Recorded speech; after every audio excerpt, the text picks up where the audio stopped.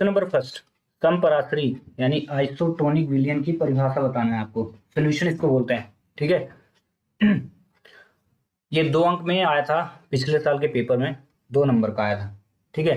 तो इसका आंसर देखिए, ऐसे 2 विलयन जिनका एक निश्चित तापमान पर परासरण दाब समान होता है उन्हें समपराश्री विलयन कहते हैं। इन्हें अर्धपारगम झिल्ली द्वारा अलग रखने पर परासरण की क्रिया नहीं होती। एग्जाम्पल देखें, जैसे 0.9% 91% NaCl मतलब नमक होता है, ठीक है, इसका केमिकल फार्मूला है, का विलयन मानव रक्त कोशिकाओं के समपराश्री होता है। कोशिकाओं के लिए क्या है, समपराश्री होता है, ठीक है। ये क्वेश्चन नंबर पहला हुआ कंप्लीट। सेकंड क्वेश्चन करते हैं, ध्यान रखिएगा ये वही क्वेश्चन है जो पिछले साल के पेपर में आए थे। तो उन सभी मोस्ट इंपोर्टेंट क्वेश्चन को हमने कंबाइन करके एक लेक्चर में कन्वर्ट किया है। अगर आप चाहते हैं कि पिछले साल के जो भी मोस्ट इंपोर्टेंट क्वेश्चन हैं उनकी नोट्स बन जाए तो आप इनको नोट आउट करते जाइए, क्योंकि इस साल भी ये क्वेश्चन आ सकते हैं। और अक्सर क्वेश्चन 80 to 20 यानी 20% क्वेश्चन वही आते हैं जो 80% क्वेश्चन आ चुके हैं, रिपीट होते हैं, ठीक है। क्वेश्चन नंबर सेकंड, फैराडे का विद्युत अपघट का नियम लिखिए। ये अध्याय जो 2 है वैद्युत रसायन, वहां से आया था 2 या 3 में, आप देख लीजिएगा, ठीक है। तो इस नियम के अनुसार विद्युत अपघटन की प्रक्रिया में किसी इलेक्ट्रोड पर मुक्त या एकत्रित होने वाले पदार्थ की मात्रा विलयन में प्रवाहित की गई विद्युत धारा या आवेश के समानुपाती होती है। तो एम प्रोपोर्शनल क्यू समानुपाती के साइन है, प्रोपोर्शनल इसको इंग्लिश में बोलते हैं, ठीक है। और एम इज इक्वल क्या हुआ, Z.IT, ठीक है ना। अब IT होने का रीजन क्या है तो आपको बता देते हैं, Q इज इक्वल क्या होता है, I.T, ठीक है। तो जो यहाँ Q लिखा था वहां पे आ गया I और T। रही बात इस Z की तो ये नियतांक है, ठीक ना, यहाँ लिखा ना विद्युत रसायन तुल्यांक, ठीक है। तो जैसे ही इस प्रोपोर्शनल को हटाएंगे वैसे ही यहाँ पे लिख रहेगा M इक्वल, और इक्वल के बाद तुरंत ही Z आ जाएगा, और Q की वैल्यू क्या लिख दोगे, I.T। तो फार्मूला बन गया M इज इक्वल Z.I.T, ठीक है। अब यहाँ पे आपको समझाने के लिए कि Z क्या था तो आप यहाँ पे लिख लें, विद्युत रसायन तुल्यांक था, I क्या है धारा एम्पियर में, ठीक है, और T क्या है समय सेकंड में, ठीक है। अगला क्वेश्चन नंबर सेकंड देखते हैं। बैटरी की आपको परिभाषा बताना है, क्या होगी। 2 या 2 से अधिक गैल्वेनिक सेलों को जब श्रेणी क्रम में जोड़ा जाता है तो उसे बैटरी कहते हैं। यह रासायनिक ऊर्जा को विद्युत ऊर्जा में बदलने का काम करती है, ठीक है। बैटरी मुख्य रूप से 2 प्रकार की होती है, प्राथमिक और द्वितीयक। प्राथमिक बैटरी वो होती है जो नॉन रिचार्जेबल यानी जिसे आप रिचार्ज नहीं कर सकते हैं, और द्वितीयक बैटरी वो होती है जो रिचार्जेबल होती है, ठीक है। जैसे घड़ी का जो सेल होता है वो प्राथमिक बैटरी के अंतर्गत आता है क्योंकि ये नॉन रिचार्जेबल होता है, मतलब इसको रिचार्ज आप नहीं कर सकते। जबकि द्वितीयक बैटरी वो होती है जैसे रिचार्ज कर सकते हैं, जैसे आपका मोबाइल को आप जितना चाहे उतना रिचार्ज कर सकते हो। तो इसमें जो बैटरी होती है वो रिचार्जेबल होती है। अगला क्वेश्चन, क्रोमियम और कॉपर का इलेक्ट्रॉनिक विन्यास लिखना है, ठीक है, बहुत इंपॉर्टेंट क्वेश्चन है। तो यहाँ देख लें, अर्धपूरित और पूर्ण पूरित डी कक्षक अधिक स्थायी होते हैं। स्थिरता प्राप्त करने के लिए 4s का एक इलेक्ट्रॉन 3D में चला जाता है, जिस कारण से क्रोमियम और कॉपर का इलेक्ट्रॉनिक कॉन्फ़िगरेशन इस प्रकार से बनता है। इनका क्रमांक जो है 24 है क्रोमियम का, तो बनता है 1s2 2s2 2p6 3s2 3p6 फिर 3d5 4s1, या आप सिंपल सा इतना लिख सकते हैं आर्गन और फिर उसके बाद 3d5 4s1। वहीं कॉपर का electronic configuration 1s2 2s2 2p6 3s2 3p6 3d10 4s1, या फिर आर्गन के साथ AR ब्रैकेट 3d10 और 4s1 भी लिख सकते हैं, ठीक है। ये दोनों एक्सेप्शन है, ये ऐसे एलिमेंट हैं जिनका इलेक्ट्रॉनिक कॉन्फ़िगरेशन अन्य एलिमेंट के जैसे नहीं होता है, एक्सेप्शन में आते हैं, अलग ही रहते हैं, ठीक ना। तो इस प्रकार के क्वेश्चन जो होते हैं जो एक्सेप्शन में होते हैं, अलग तरीके के इलेक्ट्रॉनिक कॉन्फ़िगरेशन वाले होते हैं, वो जरूर आते हैं और आए ही हैं। ये क्वार्टरली एग्जाम 2026 का जब हुआ था त्रैमासिक परीक्षा, तो उसमें एक क्वेश्चन आया हुआ था। अगर आपको पेपर मिले तो वहां से आप जरूर एक बार चेक कर लें कि सही है कि गलत, ठीक है। अब आते हैं अगले क्वेश्चन में। बहुत इंपॉर्टेंट क्वेश्चन है। IUPAC नाम, और ये अक्सर तिमाही, छमाही, प्री बोर्ड, मेन बोर्ड सब में आता है, ठीक है, उप सह संयोजन यौगिक वाले चैप्टर से, ठीक है। तो चलिए, बोला क्या गया है कि निम्न का IUPAC नाम लिखिए, 2 अंक में आता है और 2 ही क्वेश्चन, एक ये और एक ये, ठीक है। तो यहाँ CONH3 ब्रैकेट क्लोज, फिर 5Cl, फिर Cl2 लिखा हुआ है। अब इसको समझे, ध्यान रखिएगा, Cl को क्लोरीन बोलते हैं, ठीक है। ये अगर इस साइड होता, ध्यान रखिएगा, ऐसे 3 जगह अलग अलग नाम होता है इसका, ठीक है। यहाँ पे अगर होगा Cl तो क्लोरीन, यहाँ अगर है तो फिर इसको बोलेंगे क्लोरीडो, क्लोरीडो, ठीक है। और अगर बाहर की है तो ये क्लोराइड हो जाता है, ठीक है। 3 कंडीशन भी इसके नाम होते हैं, ठीक है। इस साइड क्या होगा, क्लोरीन, यहाँ पे क्लोरीडो, और यहाँ पे क्या हो जाता है, क्लोराइड। अब देखें, इनके अलग अलग नाम होने के कारण इनका IUPAC नाम, NH3 को एमीन बोलते हैं, ठीक है। NH3 को क्या बोलते हैं, एमीन। पहले से आप पहले समझ लें, इसके बाद हम लिखेंगे तो आपको ज्यादा समझ में आएगा। ध्यान रखिए, इस प्रकार के एलिमेंट, ये जो उप संयोजन यौगिक बना हुआ है, इसका IUPAC नाम लिखने के लिए ऑक्सीडेशन नंबर निकालना आना चाहिए, यानी ऑक्सीकरण संख्या। यदि आपसे ऑक्सीकरण संख्या निकालना नहीं आता है तो आप इनका नाम नहीं लिख सकते हैं, ठीक है। तो ऑक्सीडेशन नंबर आप पिछले साल 11th क्लास में पढ़ चुके होंगे, अगर नहीं पढ़े हैं तो आप एक बार जरूर पढ़ लें। चलिए निकालते हैं, ठीक है।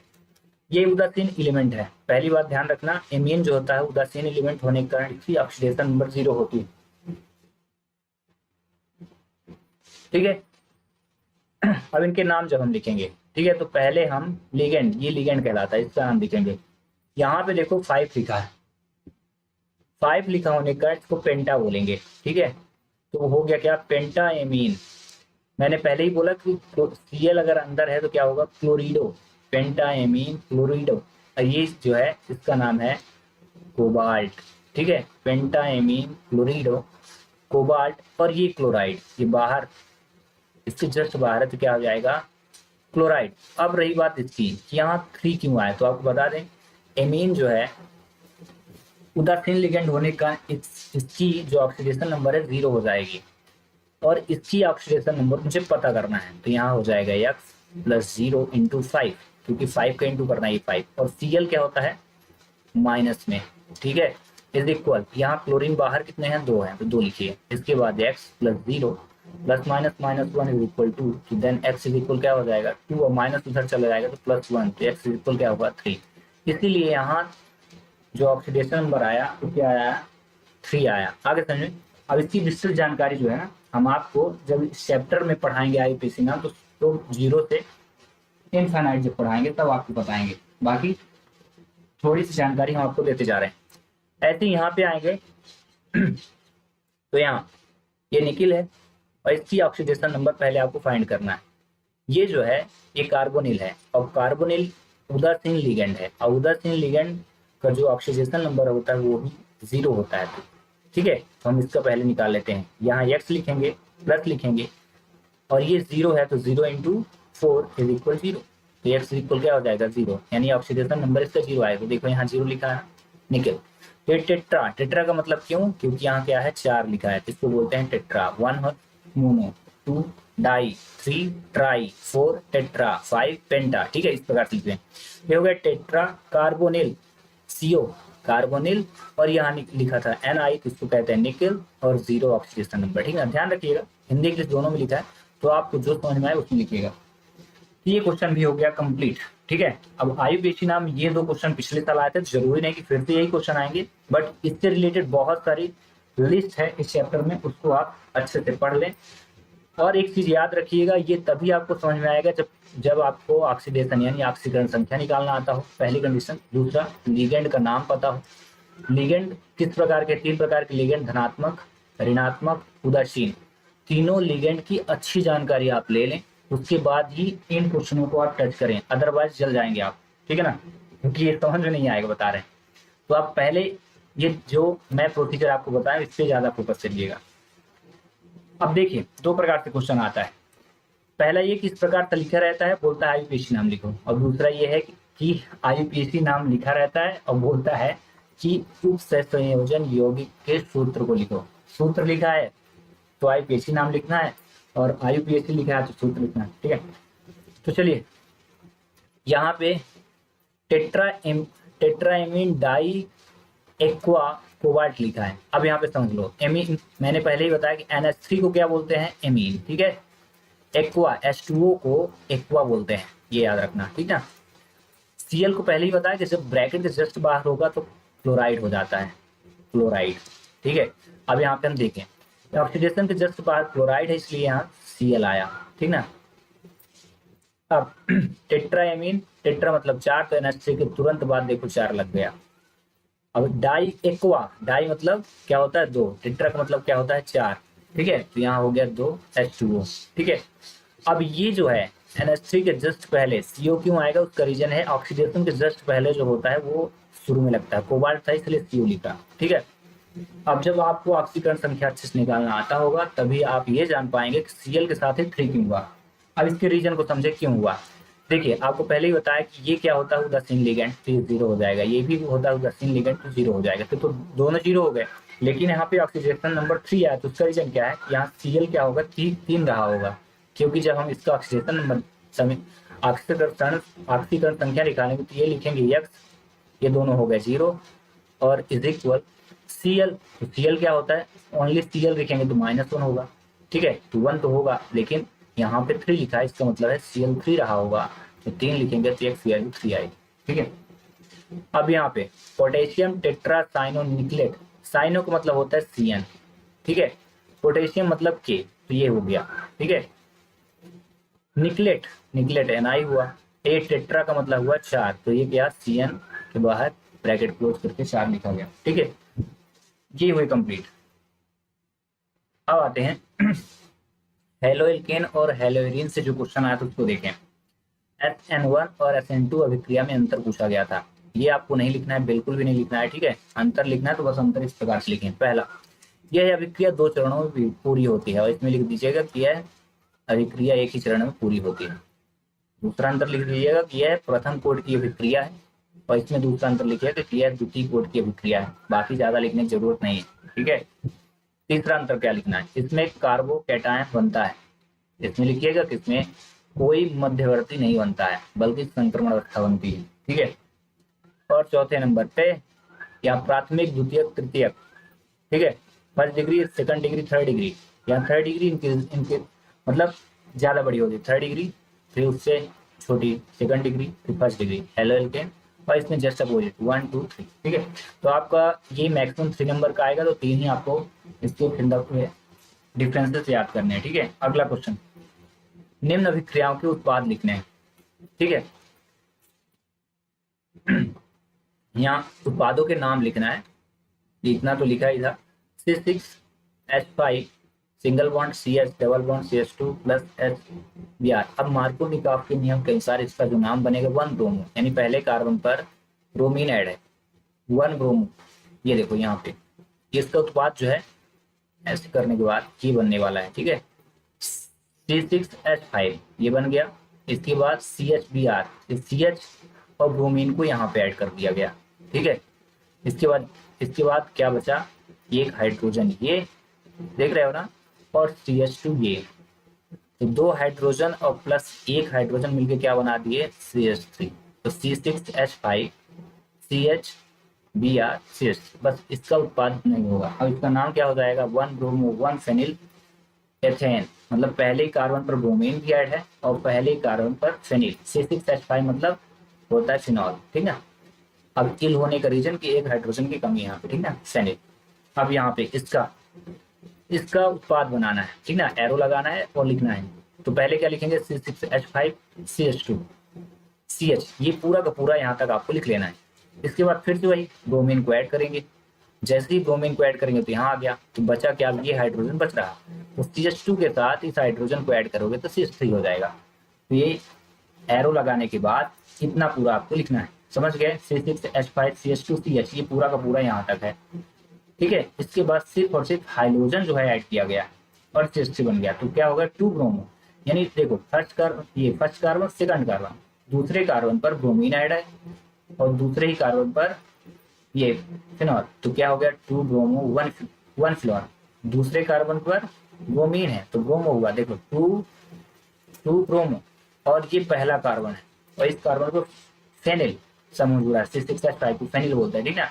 तो लिखा क्या गया 2 ब्रोमो 1 फेनिल प्रोपेन। अब प्रोपेन क्यों है, प्रोपेन का मतलब है 3 कार्बन होंगे, तो देखना कार्बन एक एक carbon, 2 carbon, no no no यहाँ से नहीं है, यहाँ से 1 कार्बन, 2 कार्बन और ये तीसरा कार्बन, ठीक है इस प्रकार। अगला, किसी विलयन की चालकता तन्यता बढ़ाने पर क्यों घट जाती है, रीजन समझाइए। चलिए लिखिए, किसी विलयन की चालकता उसके प्रति इकाई आयतन में उपस्थित आयनों की संख्या पर निर्भर करती है, ठीक है। जब विलयन में विलायक मिलाकर उसकी तन्यता बढ़ाई जाती है तो प्रति इकाई आयतन में आयनों की संख्या जो होती घट जाती है, इसी कारण चालकता भी घट जाती है। That's finish. अगला, अर्धचालक यानी सेमी कंडक्टर किसे कहते हैं बताना है, तो आप यहाँ से लिख लें, वे पदार्थ जिनकी विद्युत चालकता चालकों चालकों में जैसे तांबा होता है से कम, लेकिन कुचालकों जैसे लकड़ी में आवेश का प्रवाह नहीं होता, कुचालक, ठीक है, से अधिक होता है, ठीक है, अर्धचालक कहलाते हैं। या आप ऐसे भी लिख सकते हैं कि अर्धचालक उसे कहते हैं जिनमें विद्युत चालकता चालकों से कम लेकिन कुचालकों से अधिक, सिंपल सा भी लिख सकते हैं, एग्जाम्पल लिखने की जरूरत भी नहीं है सब, ठीक ना। इनका प्रतिरोध तापमान बढ़ाने पर घटता है, जैसे सिलिकॉन और जर्मेनियम, जिन्हें अर्धचालक कहते हैं। बस। अगला, बंधन समावयवता की परिभाषा बताना है, ठीक है, इसमें लिख लें, यह समावयवता ऐसे ग्रुप संयोजन यौगिकों में पाई जाती है जिनमें उभय दंती लिगेंड जैसे single bond CN, single bond NC या सिंगल बॉन्ड NO2 या सिंगल बॉन्ड ONO उपस्थित होते हैं। इनमें एक ही लिगेंड के अलग अलग परमाणु केंद्रीय धातु आयन से बंध क्या है, बंध को बॉन्ड ही बोलते हैं, इंग्लिश बॉन्ड बनाते हैं। ये बहुत इंपॉर्टेंट क्वेश्चन है, ठीक है, very very very important question, अक्सर एग्जाम में पूछा जाता है कि लिगेंड किसे कहते हैं, तो लिख लें, उप संयोजक यौगिकों में केंद्रीय धातु परमाणु या आयन को इलेक्ट्रॉन युग्म दान करके उप संयोजक बंध बनाने वाले आयन या अणु लिगेंड कहलाते हैं। लिगेंड में एग्जांपल लिख लेना, H2O, NH3Cl-, ठीक है। अब आते हैं चैप्टर फर्स्ट से, जो फिल द ब्लैंक्स आया तो उसको देखते हैं। इनको आपको नहीं लिखना है। पहला अंतर, मोलरता में 1 लीटर विलयन में घुले विलय के मोलों की संख्या को क्या बोलते हैं, मोलरता, और इसका 1 किलोग्राम विलायक में घुले विलय के मोलों की संख्या मोलरता, ठीक है। ध्यान रखिएगा, मोलरता जो है तो कैपिटल M से रिप्रेजेंट करते हैं, दर्शाते हैं, और मोलरता को स्मॉल m से व्यक्त करते हैं, ठीक है। अगला, दूसरा, यह तापमान बदलने पर बदल जाती है, बस इतना लिखिएगा, ब्रैकेट की जरूरत नहीं है इसको लिखना। दूसरा, यह तापमान बदलने पर नहीं बदलती, इसको लिखने की आवश्यकता नहीं। तीसरा, इसका जो इकाई होती है, इसका मात्रक यहाँ लिख लेना, इसका मात्रक क्या होता है, मोल प्रति लीटर होता है, और इसका मात्रक मोल प्रति किलोग्राम होता है, यहाँ लिख लेना, इसका मात्रक या इसका इकाई मात्रक मोल किलोग्राम होता है, बस। अगला, आदर्श और अनादर्श विलयन में अंतर बहुत बहुत बहुत ज्यादा इंपॉर्टेंट, ठीक है। आप इनको ना लिखें, बिल्कुल नहीं लिखना है, ठीक है, मैं बताता हूँ कैसे लिखना है इसके आंसर को। पहला, यह सभी सांद्रताओं में राउल्ट के नियम का पालन करता है, और इसमें यह राउल्ट के नियम का पालन नहीं करता, बस। इसका क्या हो जाएगा, आयतन परिवर्तन इसका क्या होता है, शून्य होता है, और इसका आयतन परिवर्तन शून्य नहीं होता। तीसरा, इसका क्या हो जाएगा, ऊष्मा परिवर्तन शून्य होता है, और इसका हो जाएगा ऊष्मा परिवर्तन शून्य नहीं होता है। फिनिश। अगला क्वेश्चन, संक्रमण तत्वों की 3 विशेषताएं लिखना है। पहला क्या है, परिवर्तनीय ऑक्सीकरण अवस्था दर्शाते हैं। दूसरा, रंगीन आयन बनाते हैं, और तीसरा आपको लिख लेना है, इनमें उत्प्रेरकी गुण पाया जाता है। बस इतना लिखिएगा और आंसर कंप्लीट, ठीक है। अब इसके अंदर आपको अगर लिखना हो तो लिख सकते हैं कि ये एक से अधिक ऑक्सीकरण अवस्थाएं प्रदर्शित करते हैं। रंगीन आयन बनाने में इनके डी कक्षक अपूर्ण होने के कारण ये जलीय विलयन में रंगीन आयन बनाते हैं। उत्प्रेरक गुण प्रदर्शित करते हैं। इसमें लिख लीजिएगा कि इनमें खाली डी कक्षक होने के कारण ये बेहतरीन उत्प्रेरक का कार्य करते हैं। अगर रीजन पूछा जाता है कि ऐसा क्यों होता है, ठीक है। अगला क्वेश्चन, पोटेशियम पर मैग्नेट के 3 उपयोग आपको लिखने हैं, ठीक है। पहला, प्रयोगशाला में इसका प्रयोग शक्तिशाली ऑक्सीकारक के रूप में होता है। दूसरा, आयतनीय विश्लेषण में गुणात्मक और मात्रात्मक परीक्षण के लिए किया जाता है। और तीसरा, जल को कीटाणु रहित करने तथा घावों को धोने के लिए एंटीसेप्टिक के रूप में किया जाता है। किसका? Potassium permanganate. बहुत इंपॉर्टेंट क्वेश्चन है ये, ठीक है। इसमें ये सब नहीं लिखना आपको, अंतर सिर्फ इतना। पहला, द्विक लवण और संकुल या जटिल लवण में अंतर लिखना है। पहला क्या, ये केवल ठोस अवस्था में स्थायी होते हैं और ये ठोस और जलीय विलयन दोनों अवस्थाओं में अपना अस्तित्व बनाए रखते हैं। दूसरा अंतर, ये जल में घुलकर अपने सभी अवयवी आयनों का परीक्षण देते हैं। और इसमें लिखिएगा कि ये जल में घुलकर जटिल आयन के कारण सभी आयनों का परीक्षण नहीं देते हैं। तीसरा, मोहर लवण या फिटकरी इसका उदाहरण है और इसमें क्या, पोटेशियम फेरोसाइनेट इसका एग्जाम्पल है, ठीक है। अगला क्वेश्चन देखिए, बर्नर के उप सहसंयोजक सिद्धांत के कोई 3 बिंदु आपको लिखने हैं। तो पहला क्या है, उप सहसंयोजक यौगिकों में धातुएं 2 प्रकार की संयोजकताएं प्रदर्शित करती हैं, प्राथमिक और द्वितीयक। दूसरा, प्राथमिक संयोजकता आयनीय होती है और यह धातु की ऑक्सीकरण संख्या को दर्शाती है। और तीसरा, इसका द्वितीयक संयोजकता गैर आयनीय होती है, आयनीय, और यह धातु उप सहसंयोजन संख्या को दर्शाती है और इसकी दिशा निश्चित होती है। Let's finish. अगला क्वेश्चन, कोई 3 अभिक्रियाओं का आपको वर्णन करना। पहला, वुड्स अभिक्रिया, बहुत इंपॉर्टेंट है, इसके बारे में समझ लें। जब एल्किल हाइलाइड, ठीक है, ये एल्किल और ये हाइलाइड, ठीक है, के 2 अणुओं को शुष्क ईथर की उपस्थिति में सोडियम धातु के साथ गर्म किया जाता है तो एल्केन बनते हैं, जिसे वुड्स अभिक्रिया कहते हैं, ठीक है। ये है इसका फार्मूला।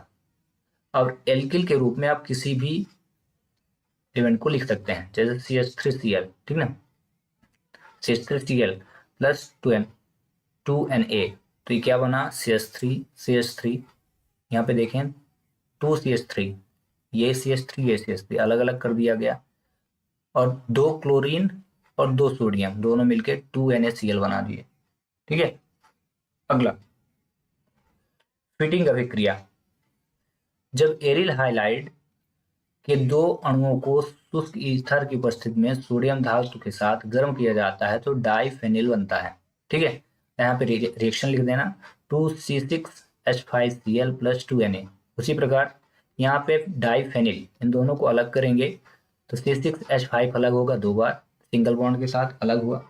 इसके बाद यहाँ पे 2 और Cl, 2 क्लोरीन हो गए और 2 सोडियम, तो बन गया क्या, 2NaCl, तोड़ देंगे, द्विविस्थापन विक्रिया हो जाएगी टूट के।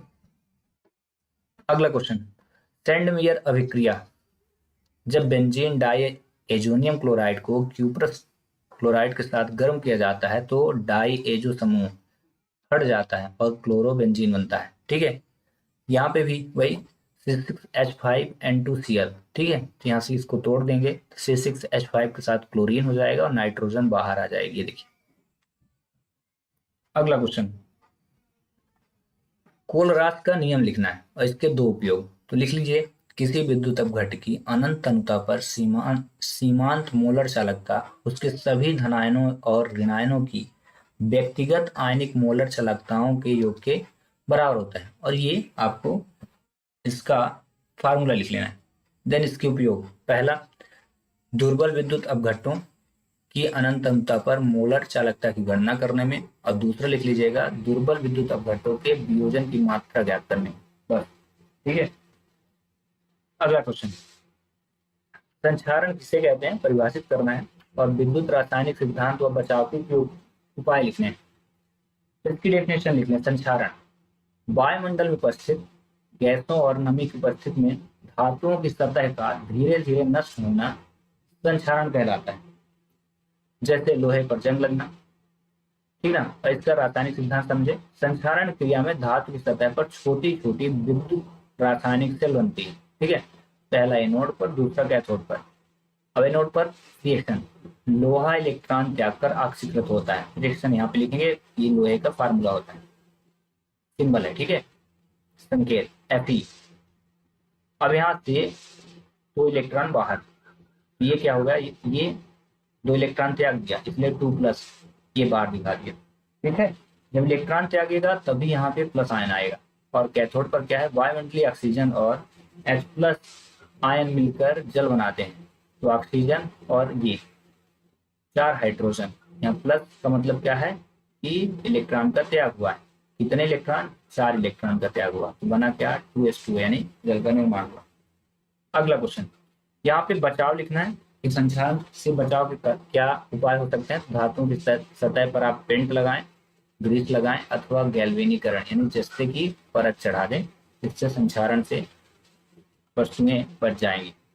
अगला क्वेश्चन है, लैंथेनाइड अंकुचन नहीं है, ये संकुचन है, ठीक है। संकुचन को परिभाषित करना, कारण और परिणाम आपको बताने। इसमें लिखेंगे लैंथेनाइड डेफिनेशन। लैंथेनाइड श्रेणी में परमाणु क्रमांक बढ़ने के साथ साथ उनके परमाणुओं और आयनों की त्रिज्या में होने वाली निरंतर कमी को लैंथेनाइड संकुचन कहते हैं, ठीक है। कारण, इसका मुख्य कारण यह है कि नए इलेक्ट्रॉन आंतरिक 4f कोष में प्रवेश करते हैं, जिनका परिरक्षण प्रभाव बहुत कमजोर होता है। इसके कारण प्रभावी नाभिक की आवेश बढ़ जाता है और वहां बाह्य कक्षक जो है अंदर की ओर खिंच जाते हैं। और इसका परिणाम पहला क्या है, इसके कारण 4D 5D श्रेणी के संक्रमण तत्वों के आकार लगभग समान हो जाते हैं। और दूसरा है कि लैंथेनाइड तत्वों के रासायनिक गुणों में अत्यधिक समानता आ जाती है, जिससे इन्हें पृथक करना कठिन हो जाता है। नेक्स्ट क्वेश्चन देखिए क्या आता है कि संक्रमण धातुएं अनुचुंबकीय होती हैं, रीजन बताना है। और संक्रमण धातुएं परिवर्तित संयोजकता दर्शाती है, इसका भी कारण बताना है। और दोनों ही इंपॉर्टेंट क्वेश्चन है।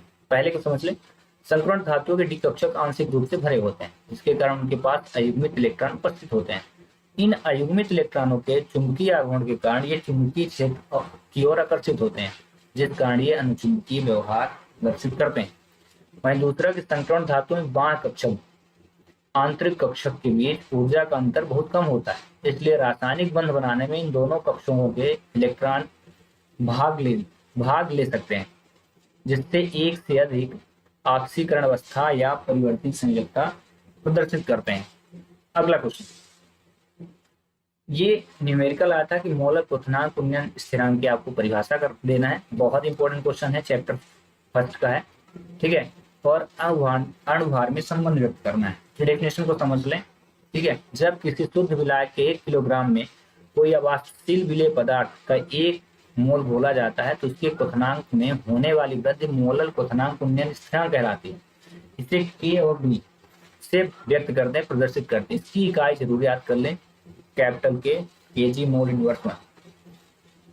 अब यहाँ पे रिलेशन व्यक्त करना है, तो हम जानते हैं कि क्वथनांक उन्नयन को डेल्टा टीवी और विलयन की मोललता स्मॉल m के समानुपाती होती है, इसलिए ये देखो प्रोपोर्शनल लगा। इसके बाद जैसे ही इसको हटाएंगे आप, तो यहाँ क्या हो जाएगा, डेल्टा टीवी इक्वल लगेगा और के बी आ जाएगा डॉट m, ये जो यहाँ पे लिखा हुआ है, ठीक है। आप इसको ना लिखना हो, इसके तुरंत बाद ये लिखें और इक्वेशन यहाँ बना दें, ठीक है। अब मोललता का जो फार्मूला होता है वो देख लें, m इज इक्वल, ये पूरा फार्मूला लिख लेना है। W2 क्या है, विलेय का भार है। M2 क्या है, विलेय का अणु भार है। और W1 क्या है, विलायक का ग्राम में भार, ठीक है।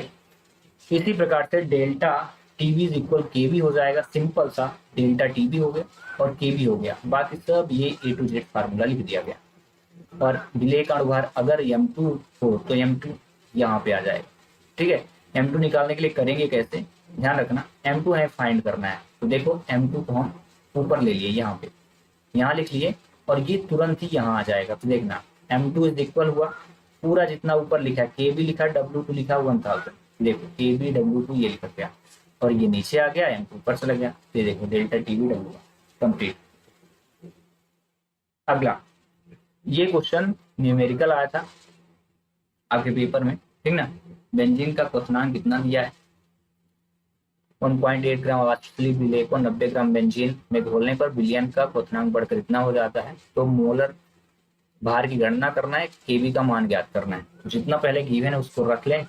ये टीवी दिया है, ये दिया है, डेल्टा टीवी दिया है, और इसका डिफरेंस निकाल लें, दोनों को घटा दें, इतना केल्विन आ गया। विलेय का ग्राम में भार दिया 1.80 ग्राम, ये क्वेश्चन में दिया शुरू में ही ये। फिर बेंजीन का द्रव्यमान 90 ग्राम। बेंजीन C6H6 होता है, ठीक ना। तो H6 मतलब 6 हो गया, और 12 से कितना होता है, 72। कार्बन का द्रव्यमान 12 होता है, लेकिन यहाँ 6 होने के कारण 12 से 72, और 72 से कितना हुआ, गड़बड़ हो रहा है। इतना दिया है क्या, 90 ग्राम। हाँ दिया है, 90 ग्राम दिया था, बाहर नहीं निकालना था, 90 ग्राम, ठीक है। और मोलल उन्नयन स्थिरांक यहाँ पे दिया है, ये 90 ग्राम, ठीक है। मोलल उन्नयन स्थिरांक की वैल्यू दी। बस आपको फार्मूला ये रखना है, और इसमें रखने के बाद बस डिवाइड इंटू करिए और आंसर मिल जाएगा। अगला क्वेश्चन, मोलर चालकता तथा विशिष्ट चालकता की को परिभाषित करना, सूत्र, इकाई और तंत्र पर प्रभाव। पहले डेफिनेशन देख लें। किसी विद्युत अपघट्ट के 1 घन सेंटीमीटर बिलियन की चालकता को उसकी विशिष्ट चालकता कहते हैं। इसे कप्पा द्वारा व्यक्त किया जाता है, ठीक है। कप्पा इज इक्वल 1/ρ, ठीक है।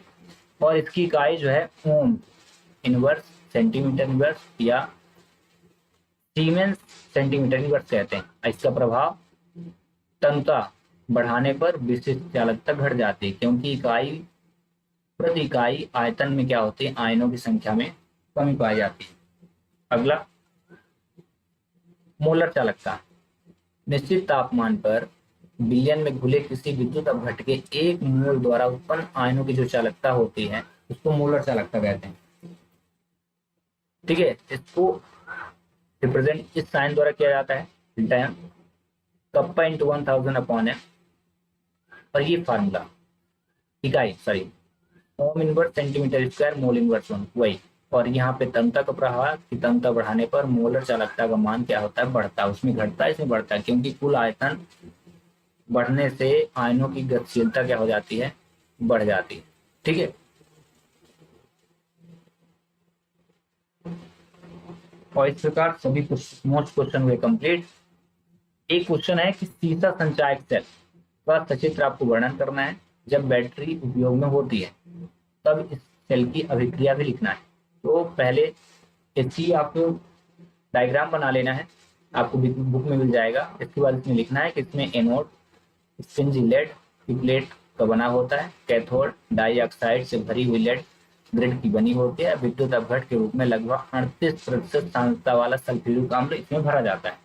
उपयोग, यह बैटरी से करंट लिया जा रहा है। जब उपयोग क्या लिखेंगे, जब बैटरी से करंट लिया जाता है तब की रासायनिक अभिक्रिया ये बनेगी, कैथोड पर ये रिएक्शन बनेगा, और पूर्ण अभिक्रिया जो है लास्ट में ये बन के आएगी, ठीक है। अब ये बनती कैसे है, तो ध्यान रखना, पीबी और इनको दोनों को ऐड किया गया, पीबी PbO2 ये हो गया, और 2H2SO4 ये SO4 ठीक है। और यहाँ पे हाइड्रोजन कितने हैं, 4 हैं।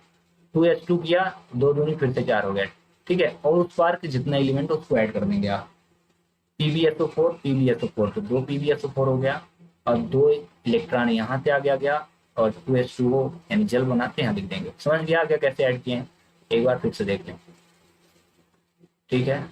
इसको समझ लें अच्छे से।